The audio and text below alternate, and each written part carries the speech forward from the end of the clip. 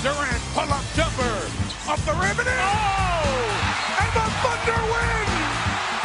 All right, come on, let's sing the Thunder song. When you hear the sound of thunder, don't you get too scared. Just grab your Thunder buddy and say these magic words. Hello and welcome back to another edition of the Thunder Buddies podcast.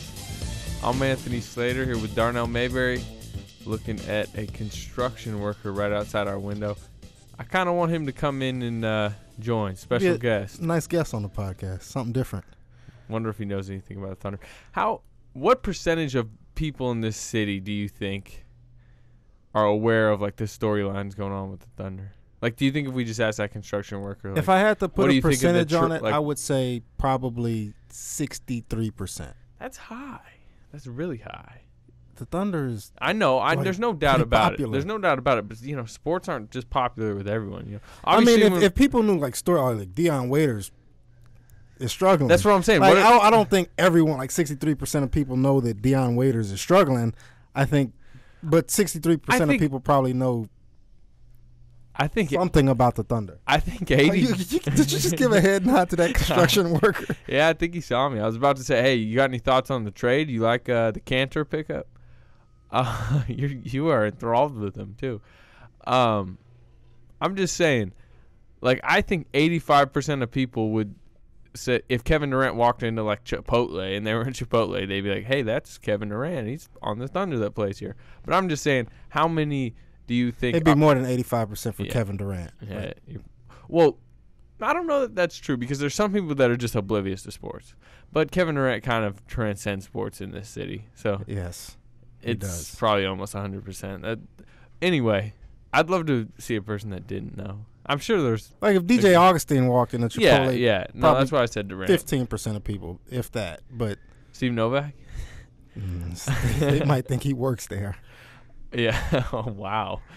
But I'm saying, what percent do you think you could like ask them something like I said, like, hey, what do you think of the Cantor trade? Or like, do you like Andre Robertson in the starting lineup? And how many of them would be, could give you like a response that they've actually thought about this? Like, we should do a video like that. Just like go Jay up Leno, to random people. You probably never watched Jay Leno, but that's actually a good idea.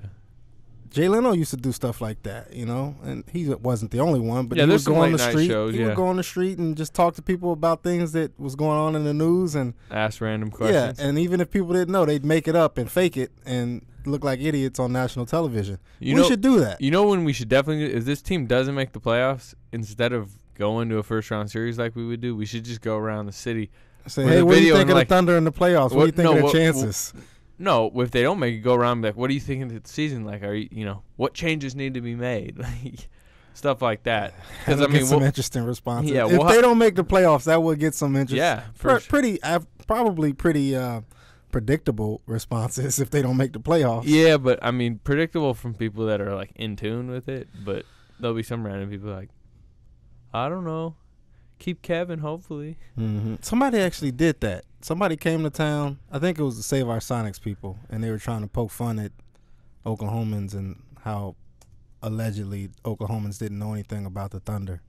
Did you ever see that video? No. They were just asking a bunch of random questions. Was that first year? It was a long time ago. I don't Problem know with something like that when you like kind of have an agenda is you can go up to 30 people. 10 people and 9 of them say something that they know what they're talking about, and the one person that doesn't, well, they make the cut. Well, yeah, or you do 30 and 4 people, and then you just have the 4. Anyway, should we talk real storyline? Yeah, we should, but we should also try to get that in motion. We should try to figure that out. Well, we can worry about that in about 45 minutes. Or 14 games. Well, we'll see. Yeah. What did you think of the game last night? I thought it was a good game. I thought it was an entertaining game. Marcus Smart put on a nice little show in his professional debut in OKC. He did. What did he make? 7 3-pointers? Yeah, 25 points, 9 rebounds, 2 steals, 2 blocks. And some fantastic defense. Did you see I know you saw it, but I've since seen the Vine of it to really show how good it was. Cantor's coming over to set a screen, and he just blows him up. Like, does not allow Cantor to screen him to get through and just, stays on Westbrook. He is going to be an elite, already is in some ways, an elite perimeter defender in the league. obviously he's not going to shoot like last night. But he's shooting better. He's about 34% this year from three. I don't think he should take as many as he does.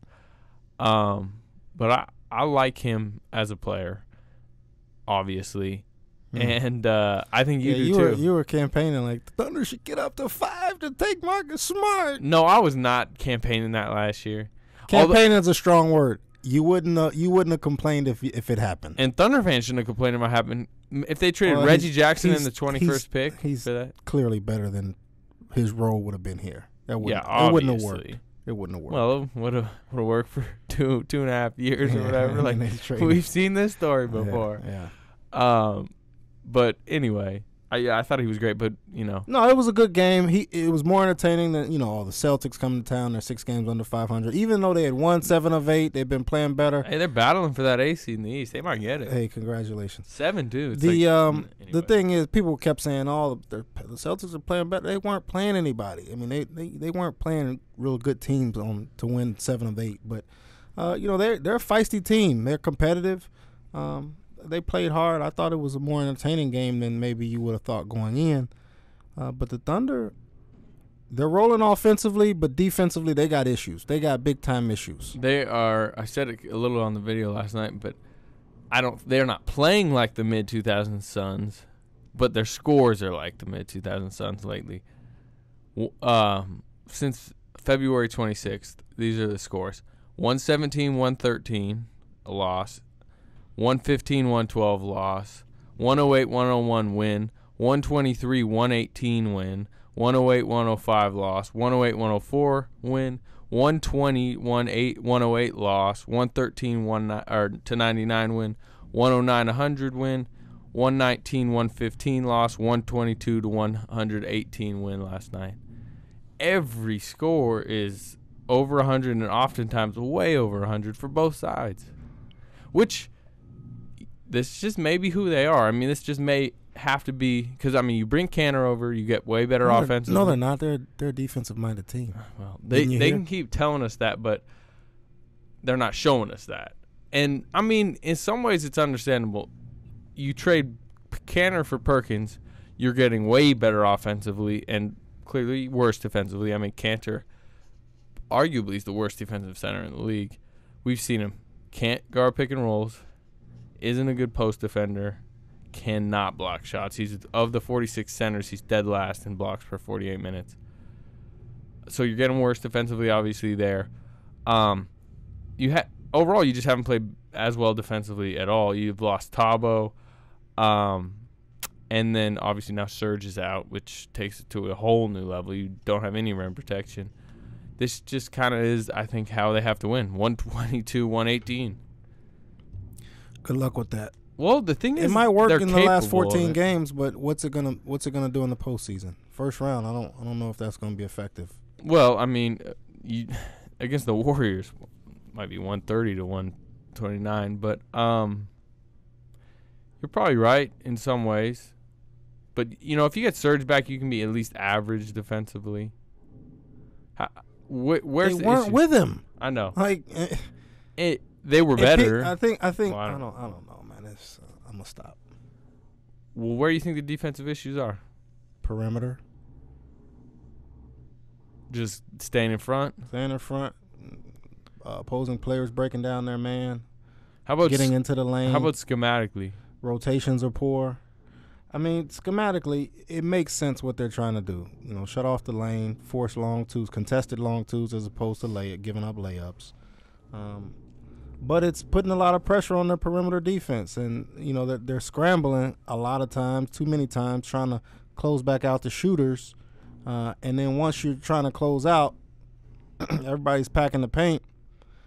All it takes is 2 extra passes, and you got a wide open 3. That's why we're seeing so many open 3s that teams are getting against them. Let me ask you something, because in theory, saying this it doesn't make a ton of sense if giving up 3s is your problem. But early in the season, this team was one of the best defensive teams in the league early in the season. Obviously, their pace was way down. They were playing without the stars. That they had to play a shorter defensive-minded game, but they played a lot of zone. There was games where they played strictly zone. Someone asked me last night, did they play any zone? I didn't see any. I did not you? see any zone, no. Oh. My question was, like I said, telling a team to play zone is usually not something you want to do if giving up threes is the issue. But it seems to throw NBA teams off because not a lot of teams do it, and it worked for the Thunder. And not just that, and I agree with, obviously you don't want to just start playing zone if teams are making threes. But here's the thing. A lot of times when you play a zone, teams start settling for threes. And a lot of times it seems like they don't make them. Sometimes when they're they've been open, but sometimes when they got a lot of time. I don't know. Zones just throw off the mechanics of everything. Yes, I think you start thinking and like, okay, how do we attack this? And then you start passing it around, and it where's messes the up the opening rhythm. here, there? Yeah, and especially if against a team like the Thunder, if you have length out there where guys can close out, and you don't know if you can get that shot off. It may look open for a second, but then guy closes out, and all of a sudden it's contested. That puts pressure on offensive players. So. Yeah, and at this point, what do you really have to lose if you're giving up 118 to the Celtics? I figured it after that Mavs game. They were giving up 110.1 points. After 118, I have to go back and do the math. But that's probably like 112 points now that they're giving up in the last 11 games. 112 points per game. You're right. You got nothing to lose if you're giving up 112 points in the last 11 games. You might as well try it. It's interesting. All right. Moving on. NCAA tournament starting, in a couple hours? This is called the Thunder Buddies. How many people do you think going to listen to today, though? I mean, because people will listen. Yeah, I guess you can mute the tourney. Yeah. But I know you're like me. You're going to be locked into the tourney today. Locked in. Who you like? I mean, to win it all? Are you going with the obvious pick? I'm going with Kentucky. Yeah, it's tough to. Here's the thing. I was talking to some guys last night before the game. Do you want to see Kentucky's pursuit of perfection? Do you want to see them go undefeated? Or do you root against the evil empire, and do you want to see them lose? Maybe even in the championship game. Do you want to see perfection, undefeated season, or do you want to see them get knocked off? Most people want to see them get knocked off. I'm not asking most people. I'm asking you. I mean, if I didn't pick them in my bracket, which I did, I'd probably want to see them get knocked off, and I'm kind of do anyway. Hater. Not hater. It's March Madness. It's you kind of root for just crazy stuff to happen. Would you rather see them get knocked out? I don't know who's in their bracket, but like a 16 seed or 8 seed, or would you want to see them get knocked off by like a 3 seed? Yeah, it'd be pretty hilarious 4. if they lost today or whenever they play, today or tomorrow, to Hampton, I believe they're playing. Mm. Hampton's, I think they're without their leading scorer and like their second best player, which means Hampton's number 1 and number 2 players, which would be like 11 and 12 on Kentucky at best, are out against Kentucky. So they're what's the line on that game? Got to be like 50? I don't know, but I'm rooting for Hampton. Yeah, no, I know that's what I'm saying. If Hampton wins, it'd be hilarious. That's and awesome. That's and my it'd be old a great college story. rival. That's my alma mater's rival. Norfolk State Hampton was a big rival, and so I'm happy to see a team from the MEAC have some success. MEAC pride. Stand up. Norfolk State got a win in the tourney. What year? 3 years ago, I believe now. Kyle O'Quinn, right? Yep, Kyle O'Quinn. Who else was on that team? Anyone that matters? I have no idea. What? Norfolk State pride. Yeah, well, I don't know. I don't know those guys. I knew Kyle O'Quinn. He was a star. He was the star. He's in the NBA on the Magic, right? Yep. Still. Funny guy, too. Good interview. Okay, the news of the day. What is the news of the day? I think it's Enes Kanter. His injuries. Yeah, that is pretty big. Yeah, that's big news. He because they might not be an offensive juggernaut anymore without him. If he has to miss some time. Hey, their points per game, opponents' points per game might go down as well as their own points per game. He seemed to hurt his wrist injury in the second half. Went back to the locker room, got x-rays, then comes back in and twists an ankle. And then he told me after the game he actually mildly sprained his right ankle in the Dallas game, and it seemed like he badly sprained his left ankle last night. We both saw him needing a lot of help to get to his locker. It's an ankle sprain, so it's not like a Baca type concern, like, oh, there might be surgery, how long may be out, but it's everyone who's played basketball has had an ankle sprain. It lingers. It's probably the most pain he's having is the morning after, which would be right now. The way he was limping, I talked to him last night. He didn't know. He said he was going to get treatment. He didn't know if he was going to miss time, but it's hard to see him playing in the next, 1 or 2 games? Is Sunday an afternoon game? Or is it? Yeah, it's 6 p.m.? It's 2 p.m. 2 p.m. I like that. Yeah, it's hard for me to see him playing in the next 2 games. Yeah.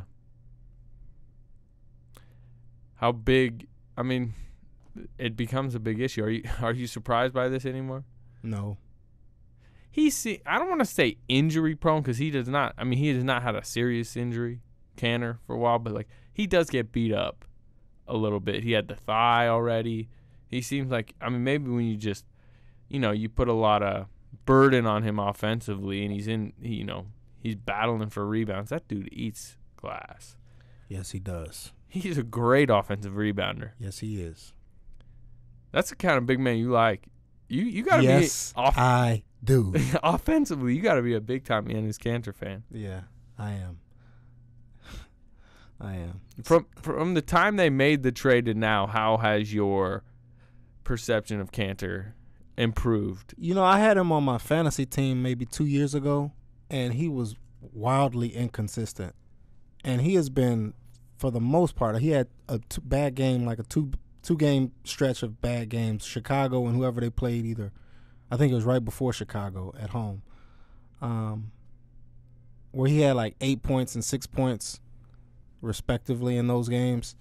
And with the exception of those 2 games, he's been phenomenal offensively, which is what I didn't expect. I thought he was going to be inconsistent. I remember even saying to you one time, as a rebounder, he's inconsistent. Like he'll have 12, 13 one night and then come out and have like 4 or 5 the next. And it made his average look pretty respectable at 7 or 8 a game, but he was just inconsistent. Like you couldn't rely on him to get 10 rebounds a night. With the Thunder, he's been doing that, and he's been getting the 15 points a night offensively, if not more. So I've been impressed with what he's doing offensively. I mean, yeah, since he's got here, he's averaging, what would be a league best number offensive rebound-wise. He really attacks that glass. Defensively, how in the same sense, how has your perception decreased of him? I mean, we knew, it was an issue in Utah for sure. Like that's part of the reason they traded him. And if you haven't seen, Utah's defense has like skyrocketed since he left. A lot of that's Rudy Gobert's turning into like a defensive player of the year candidate. But how has your perception of what you thought he was defensively, which is probably not good, to what we've seen? I didn't think he was this bad. Yeah. It looks like when the ball is coming at him on the pick and roll, it looks like he's standing in mud. He can't move his feet, and he can't move laterally to defend the ball coming at him. And that's really just tearing up the Thunder right now. Defensively, it's putting a lot of pressure on. I mean, guys are getting to the rim and finishing, and with no surge back there, you got no last line of defense. So it's an issue. It's strange because his footwork on offense, and he loses his man on the pick and roll too. Like, yeah, he's not stopping the ball when he hedges, and then when he gets up there, it's like pick your poison. The guard can either get all the way to the basket because he's not fast enough to stay in front, and he's losing his man on the backside. And the guard has a wide open outlet pass to the rolling big for a layup. So it's bad. I mean, he's working on it. I've talked to him a little bit about it. He doesn't say much, but he said they're trying to get him to get up closer to the ball handler and try to shut off that space. And they're working on it. So I give him credit for trying, and he understands that he has a weakness there, a big time weakness. But it looks like it's a long way to go for him. It's strange to me. He's so opposite on the ends of the court, where his footwork on offense is so great. His basketball IQ offensively seems to be really good, always in the right place. Very fluid, left hand spins, can do so much on that end because of all of those qualities. And then on defense, that's why he's so bad. It seems like he doesn't have a very good sense. He doesn't know his personnel that well. His footwork's terrible. I mean, we saw in the Dallas game, I mean, I wrote about it a little bit, and this is just one example of a lot lately, but the ball gets kicked to Rajon Rondo. You can't look at Rajon Rondo on the wing and sprint at him when you're guarding Dirk and you're going to leave Dirk wide open from the top of the key. I mean, that's almost a good shot. A Rajon Rondo wide open three is almost a good shot for your defense. A Dirk Nowitzki wide open three is like the worst shot you could give up. That just, to me, kind of shows how lost he is defensively. Did you see Brooks' reaction when that happened? No, I did not. That was about as frustrated a timeout walk to half court as I've ever seen him have. And I do remember that. He threw his arms in the air. The thing that's funny about Brooks when that happens is like he's not talking to anybody in particular. He's just kind of steaming to himself, and My favorite on those is when the ball's kind of bouncing near him. Sometimes the shot will hit and he'll time out, and like people start walking off and the ball's kind of bouncing near him. Sometimes the ball's bouncing and he'll grab it and like dribble through the legs and look at I remember we have a really good picture of it from one game recently. He grabbed the ball and he like looked like he was about to shoot, and he didn't. But the picture's great, anyways. Tangent. But to me, it's just weird because I think Kanter's obviously a far better player than Kendrick Perkins, but they kind of traded opposites. You know what I mean? They traded this center that was so good defensively and so poor offensively for a center who is so good offensively but so poor defensively. Has his spectacular offense nullified his porous defense? I think it's a net plus. Well, there you go. For sure, but I mean we can't just was sit there. Kendrick Perkins' spectacular defense more of a net plus given his offense? Like I said, Kanter is the better player. He's younger. Got a lot more upside. But was Perkins a net plus in your mind? No. I mean, and we're just spouting off our opinions now. I mean, the numbers obviously would probably show something else. But. Well, I mean, plus minus is a skewed stat if you're on the court with Russell Westbrook and Kevin Durant. Regardless, I'm just saying it was a good trade. Kanter's a younger, better player with a lot more potential. And his weaknesses, like I feel like there's ways you can fix Kanter's defense and hide it, and he can get better. There wasn't any drills or anything that was going to turn Kendrick Perkins into a 15-point per game scorer. He just was who he was. But, it's strange because you have to, for the Thunder's offense, he's so healthy for that offense, but, he's kind of rotted the defense in some ways. No, okay. What? No, it's all right. Just say it. It's a podcast, free-flowing. No, it's not. Should be. Yeah, I agree. How are we? What we haven't talked about? What the Serge Ibaka injury overall, because we haven't podcasted in at least a week, and it news came out before that, and 4 to 6. How concerned? We've talked about it all year. Remember, I mean, even in our preseason podcast, he seemed to be getting beat up a lot over the last year with the calf in the playoffs, the hamstring in the FIBAs, the ankle in the preseason. He didn't look right in the first half. Then he comes out and he was incredible, for 11 games after the break, but I guess the knee was just too bothersome.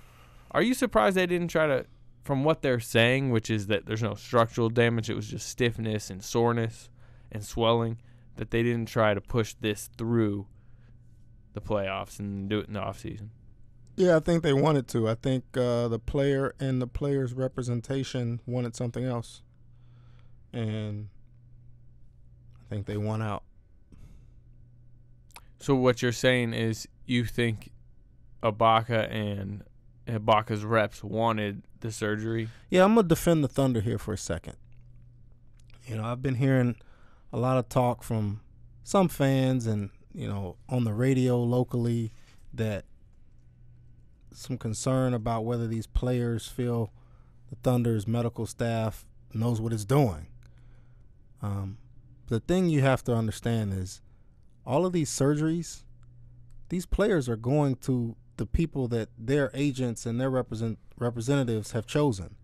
Especially the stars. Like Durant and Westbrook they chose their own people. That wasn't the Thunder's medical staff. Serge Ibaka went to his own guy in New York. That wasn't the Thunder's doctors. Yeah, I mean, Westbrook goes to Aspen, right? Aspen, Colorado for his knee stuff. Durant goes to Charlotte. He had one in L.A. One in L.A., one in Charlotte. Or Westbrook had the face thing in L.A., yeah, which seems to have worked out well. But Durant had Charlotte for the foot. Right. And then now... Both times. Yeah. And then now Ibaka does New York. Yeah. And all three, well, there were more than three, but in all three instances, each guy chose their own doctor, their own location, in partnership with their representation. Like the Thunder were involved in the process, but I mean, At the the end of the final day, call it's goes to the player. the players, So- which is understandable, especially for stars. It's their careers, Yeah. it's their bodies. They're just under contract right now, but they're obviously worried about their entire lives. Right. So, I don't think there's much blame that you can pin on the Thunder for either botched surgeries, if that's what you want to call them, or loose screws, loose stitches, or bad screws, whatever it is. I don't think you can blame the Thunder's medical department. But I think that's important to note. I forgot the question. I forgot what were we talking about? I was saying, do you think, or are you surprised that they didn't try to push through this? Yeah, that's how I got on there. Through the playoffs. So I think they wanted to, but I mean, and then at the same time, I think there came a point, and I think Sam Presti said this.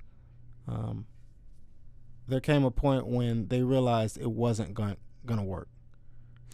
Well, the strange thing The is swelling and the soreness and the stiffness and the limited mobility and all of that just wouldn't go away.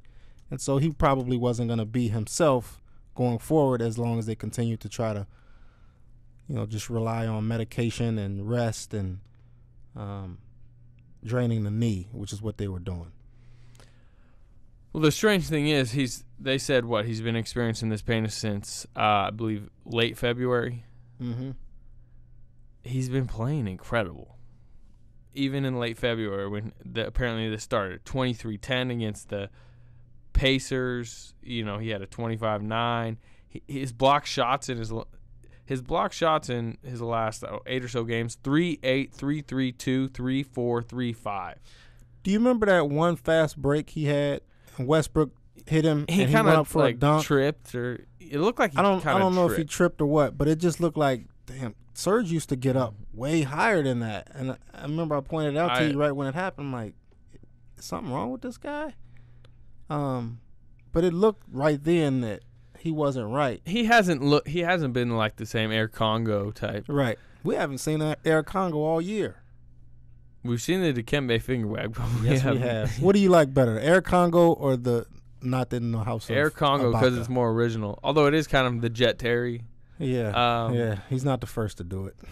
But he's definitely not the first to do the finger wag. I kind of like the flight. When the flight thing's good, it's very good in our pictures in the paper. When he's running back with that and the crowd's going wild, that's served for some good pictures. But it has been grounded for at least 4 to 6 weeks. The one thing to at least provide a little optimism, we know Ibaka is very serious about the game. I mean, people are pointing. He was supposed to miss the entire postseason last year. That's he what missed I'm 2 saying. games. That's what I'm saying. I think he'll rush back. God and ice.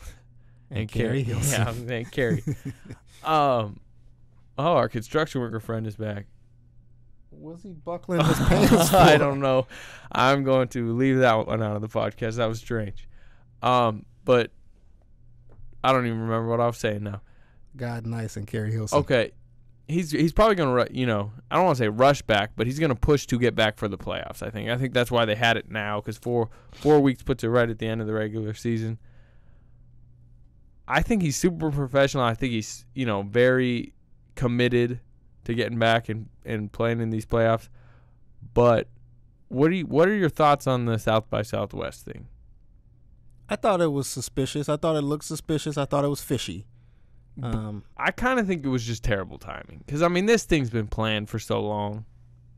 The debut and, even his – what is he still doing his premiere in OKC? Saturday night. Well, we get to talk to him. Yeah, I don't think sure he's not going to talk about injuries. I was going to say I don't think they'll appreciate red carpet, Surge's how's the knee, Serge? Surge's premiere, and like that, everyone gets done clapping. Like, all right, we'll go to a Q&A about this like great story about a guy from the go. How's your knee? Yeah. Why'd you get surgery? But anyway, well, I mean, I just think it was bad timing. Maybe I'm naive in some ways, but it did make it look bad that he's sitting there in Austin at South by Southwest when his team's playing the next day. Yep. And it's like, he's not going to play in that game. But then now that he's gotten the surgery, I think it's like, this has been planned for a while. It was a legit injury. He's not going to not go do this. It's a little bit like Durant with the foot stuff going to the Super Bowl. Mm-hmm. I'm of the opinion let these guys live their lives. Yeah, I mean it's a hard place to be in because like when you're getting paid that much money to play a game and people don't want to see. I mean, people want to see you committed to doing that job. If it's such a gravy job, you're getting paid millions of dollars. They're like, hey, you can go have fun in the off season on your own time. Which I understand. I understand a little bit, but they still got to be able to live their lives. Yeah, but at the same time, I remember when Durant went to the Super Bowl. They had I think they lost in Memphis the night before. Is that right? And they had a home game. I don't remember. They did. Yeah, that's right. Because I remember I was at that game. I had to fly back on Super Bowl Sunday. They lost in Memphis. They had a day off. The Super Bowl, they had a day off, and they were playing on Monday. And he had limped around in Memphis. Remember? Yeah. And then he doesn't play the next two games. So people were, angry about it. And I remember the day of the Super Bowl, people tweeting like, how can he be at the Super Bowl after a loss? Why is he not in the gym? And it's like, what do you expect? It's an 82-game season. Do you expect these guys after every single loss to be just like sulking in their house? Like, he's going to be watching the Super Bowl. He's going to, every basketball player, loss or not loss, is at a Super Bowl party. He's probably planning to go to the Super Bowl for months. The Super Bowl's awesome. If I could get whatever seat I'm sure he got, I'd do it 100% of the time. I wonder what seat he got. Maybe a suite? It had to be some kind of suite somebody's ticket. Suite. Yeah. Jay-Z. Yeah. I mean, he's got so much pull now. Yeah. I'm just saying, like, he can be mad about the loss while he's on a plane. He can be mad while he's at the game. People felt the same way about him going to New York for the All-Star game. Which I don't blame him for. I mean, maybe blame him a little for playing. He probably should have sat out, but you were at the game. He took it so easy in that game. You gotta say played loosely. Like he threw up like really 5 threes and took a seat on the and like finally hit one. It was like, all right, I'm good. Yeah. Which was unfortunate because he had a shot to really break the scoring record for All-Star. Not in that game, but like for career. I mean, he was on pace to put up some historic what's numbers. crazy? What did he have? 3 in the game, I think. Mm-hmm. He still is the All-Star game point per game career leader. In terms of points per game, points average. Average per game career leader. Which is Are you crazy. sure about that? I'm positive. I remember the game. Yeah, because he went down from like 30 to 26 or something. Who's second, LeBron? LeBron, yeah. He like barely stayed ahead of LeBron. I really want to get this construction worker on the podcast. Should we take a picture of him? No, he looks a little lonely. Oh my God. We should take a picture and tweet it, but I'll feel bad. Anyway. Yeah. It will be interesting to know, like, how much does this guy know about the Thunder, though? I'm curious. What else you got? Rotationally, last night, quietly, we saw... No Kyle Singler. And, yes, Steve Novak. Steve Novak got Kyle Singler's minutes last night. Yeah. What are your thoughts? I thought Steve Novak should have got some of Deion Waiters' minutes, too. If you're going to give up 118, you might as well give up 124. Well, that's false if you're going to score 122. The difference between 118 and 124 is... Steve Novak is going to get you a little bit more. And he's going to... Hey, it goes back to the analytics of the three-point shot. Like, Steve Novak's his value is going to be greater because he's going to knock down threes. Hey, you're not a fan of my analytics, so you should be a fan of Deion Waiters. I never said I wasn't a fan of analytics. You love those Waiter step back twos, turnarounds, fade away. You know me. Buckets. What do you? Okay, Dion Waiters' minutes is averaging 30.3 minutes this month. That's a ton. How many minutes would you have, Met Coach? Coach Mayberry would probably have him at no more than 28. What? 25. What's the difference between 30 25 and 28 at then? most. 25 at most. Or 28 at most, probably closer to 25. I mean, this is with Durant out, obviously, right now, so his minutes will go down. It'll probably be around 25-ish with Durant back. He's actually pretty good defensively in a weird way. In a weird way. The numbers don't say that he is, but he is. The eyes do. I mean, the numbers don't kill him. Guys don't just score easily on him. No. And we saw it last night. Scott Brooks, there'll be 8 seconds left in the quarter. Can you please tell me that you're becoming a fan of Dion Waiters? I'm not becoming a fan of Dion Waiters. Say it. I like the Dion Waiters persona, and it's entertaining. Because I'm a fan of entertainment. I just, I love when Perk played. It was always a fun time. Good defensively. I love when he tried the jump hooks, and he was good for a Shackton a full moment every couple games. And Waiters is the same in some ways. So I enjoy the Dion Waiters experience. Offensively, Dion Waiters experience. Offensively, I'm not oblivious to his, glaring weaknesses and shortcomings, which, I think his biggest issues, the biggest issue for this team is he cannot hit like a spot up three. Like when he gets a wide open, Westbrook draws in the defense and hits him on the wing, he rarely hits I catch a wide open right, shot right up. The ones that Anthony Morrow deranged at such a high level, Waiters struggles at. He always needs the catch, the dribble, the one step in, and then that kind of James Harden pullback. He passed up a wide open three last night, and Scott Brooks, speaking of his animations, he was using his hand. Yeah, He's like, shoot it. And then Dion Waiters makes this incredibly difficult play on that same possession after he passed up the open shot, took some dribbles in, took the step back and made it. And Brooks is like, good shot. The weird thing is, you see that shot, and you're like, man, why did he take it? But then you think about it, it's like Dion Waiters' highest percentage shot is that fadeaway. It's probably because that's all he practices. But when he shoots that fadeaway, he hits it at a pretty good percentage. It looks pretty good. His wide open catch and shoot threes, not good. His layups, can you teach him the Euro? Average. Can you go out there and teach him the Euro? Oh, my Euro's nice. Okay. You got me thinking about the Euro step. I don't think the issue is the Euro step. He has decent moves getting to the rim. Yeah. He gets to the rim. He just doesn't finish when he's there. He a lot of times doesn't even hit rim. So it's just strange because the lowest percentage shot you'd think, and the shot that would just anger analytics people the most, which is that long 2 fadeaway, is really his best shot. The ones he takes are the ones that people love, which are catch and shoot wide open threes and layups. The ones that make James Harden such an efficient player. Waiters just really isn't that good at it.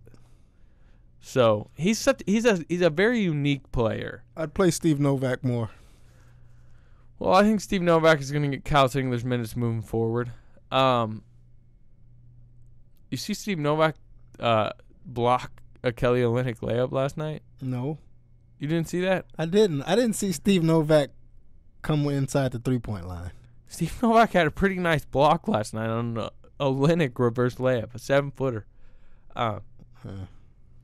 I joked. I was like, "Oh yeah, they found their rim protector." Well, I didn't. I missed but that. that might have been the only time he was inside the 3-point line. We'll see. Waiters is interesting. The last thing I want to talk about is Steven Adams. I think he's been very good. He has been 2 straight double-doubles or 3? No, 2 straight. Did he have one in Dallas? No, that was the game before Dallas, right? Yeah, but he had a good game in Dallas. In the second half alone, he had 14.6 rebounds. I think he finished with 15 and 8, fouled out. Yeah. He was 1 foul away last night of fouling out in his 3rd straight game, and he was the last guy to do that in the NBA was Steven Adams last year. That's kind of shows you What does it show you? What kind of, how much he fouls when he gets heavy minutes. You know what I mean? Now with Ibaka out, he's getting 30 plus a game. He's foul trouble for the Thunder waiting to happen. Okay. Especially having to be like the main interior guy. That's an issue moving forward. I mean, think about it. In Dallas, he fouled out late. The Thunder faltered late. Probably would have helped to have him out there. And then the game before, I believe, Chicago, he fouled out late. It actually ended up working out in a weird way because they got the small defense out there, and Westbrook got the steal. But they're going to need him in the game. I mean, he's really their only interior presence defensively.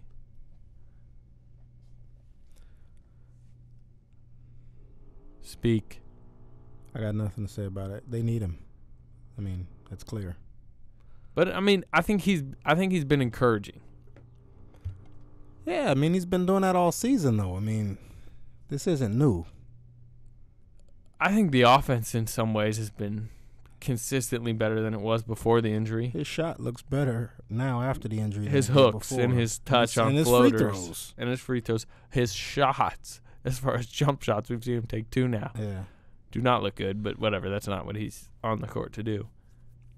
How about the Enes Kanter threes? I was just saying earlier, he's been your ideal big man offensively. It won't be if they start camping him out at the 3-point line. I guarantee you that. They won't. They better not. I wish I watched more of his games in Utah so I'd get a better feeling on why every time I tweet something about Enes Kanter, Utah fans go nuts about him. Like just killing him? Kill him. Can't stand him. I mean, I guess he played poor it's defensively. Like Reggie Jackson for Thunder fans. Yeah. You know, poor defense, inconsistent. Demanded a trade. That didn't help. A lot of similarities there. And they've gotten really good since then, so that kind of boosts the Utah confidence. Yeah. Utah fans' confidence. Or in some ways, James Harden. You know, I mean, you hate what you don't no longer have. Yeah, but Thunder fans, any Thunder fan that's roasting James Harden is, delusional. The Serge Ibaka injury, does it change? You always said that you'd prefer Memphis, or if you're the Thunder, you'd rather Memphis than Golden State, right?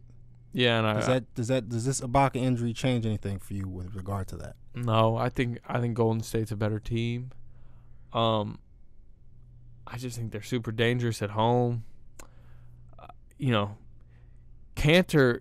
The problem is I think Kanter, while he isn't a good post defender, he can somewhat hold his own if he's just sitting there trying to rebound with Zach Randolph and, keep him. I'm sure Zach Randolph will get, buckets on him. But I think he's an even bigger issue in a Warriors series defensively because, they're just going to blow by him. They're gonna isolate him in the pick and rolls. Steve Kerr's just going to find a way to kind of expose him in a lot of ways. They'll play the Draymond Green at center lineup. In Oracle Arena, I don't see that series going well. I think the Thunder should just want a bruising type series against the Grizzlies where they can just go Adams and Kanter, and maybe Ibaka can come back, at the beginning or at some point in that series. Then you hope Durant's back healthy and Westbrook's back healthy, and you can just beat Memphis like you've kind of beat them in the past. I don't think you want a piece of the Warriors without Ibaka. I think that would be tough. Yeah, I mean, either one of them without Ibaka is going to be tough. But, man, not having Ibaka against the Grizzlies, when you know that they're going to pound you inside. Does it change it for you? A little bit, because Ibaka means so much to your interior defense. But, I mean, he does against the Warriors, too. Yeah, the Warriors, I mean, people want to make them out to be a who's the perfect small ball center against the Warriors? The Warriors get points in the paint. Like they score a lot of points in the paint. So like I said, it's a tough matchup no matter what. Like you'd rather the 6 seed so you didn't have to play either one of those two teams. But that's not right now. The 8 seed's not an option. The biggest issue. It's not an option. Do you think they make it? I think they make it, but I think every time we've come on the podcast over the last 3 weeks, like the percentage of them making it has gone down in my mind. Last week we were like, pretty sure, but since last week, the Pelicans have remained competitive and Ibaka's gone down. So the percentage of it all has had to shrink. But, if I had to guess right now, yes. We've seen the Pelicans lately. I've been watching their games, obviously, because I cover the Thunder, and that's where the interest is at. They really struggled with the Bucks at home the other night. Who'd they lose to? The Nuggets. They lost to the Nuggets at home. They're not playing that well, and they have a tough schedule coming up. Mm-hmm. Well, one last thing I wanted to ask you now that we're on the Pelicans. They play the Warriors, I believe, Friday. They play them this week, and then they play them again a little bit later in the season, 2 more times against the Warriors. Yeah. If you're the Warriors, why do you not tank those games? And Klay Thompson came down with an ankle injury all of a sudden. He legitimately did twist that. All right. 7 to 10 days. I'm just saying, why don't that was. They're already announced at 7 to 10 days. Meanwhile, Canner's limping way worse than Thompson, and the Thunder haven't even said anything. But why, if you're the Warriors, wouldn't you just sit Curry, sit Thompson, sit Green, sit a bunch of guys against the Pelicans? Because maybe you look at Enes Kanter and the Thunder's perimeter defense and say, we want that.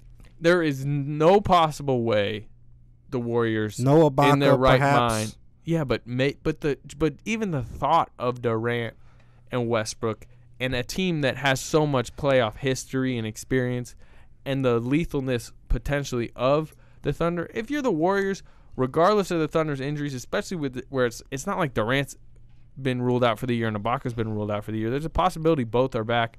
Particularly Durant's probably going to be back very soon. We sure about that? I mean, we've seen him working out. There's kind of some rumblings that, I agree with you, but at this point, I think I got to start turning cynical. Well, yeah, this whole Kevin Durant health-wise season, we should be a little cynical about it. I'm just saying, if you're the Warriors, you see the Pelicans and go, that's a sweep. Or a 5-game series for sure. Mm-hmm. And like the Thunder may be, depending on health and rhythm, may be easy too. But there's a way no better doubt chance. They should rather play the Pelicans. Yeah, no doubt. That's what I'm saying. But at this point, given the Thunder's injury situation, I don't think they're looking at the Thunder like, oh, okay, well, we don't want to play them. I know they're not scared of the Thunder, but I don't even think they should be like, we don't want to play them. I get your point about not wanting to see Durant and Westbrook. That's a nightmare matchup nobody wants to deal with.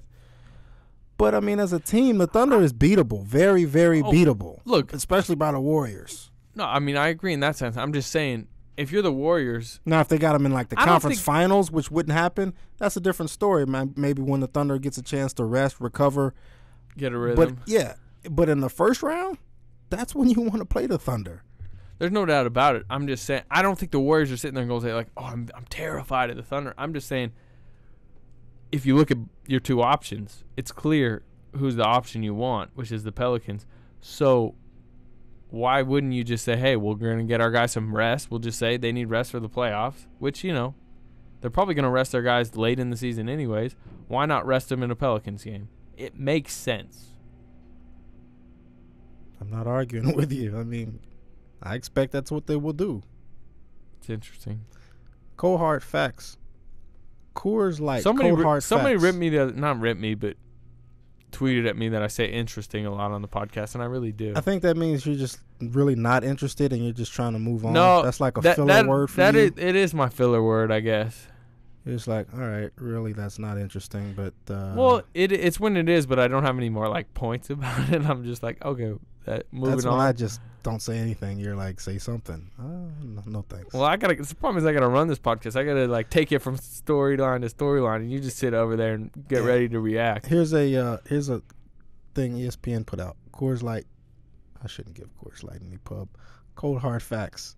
Russell Westbrook now has more triple doubles this season, 8, than Kevin Durant in his entire career, 6. Not surprising. Westbrook gets way more assists. Oh, it is interesting. Is it interesting? It is interesting.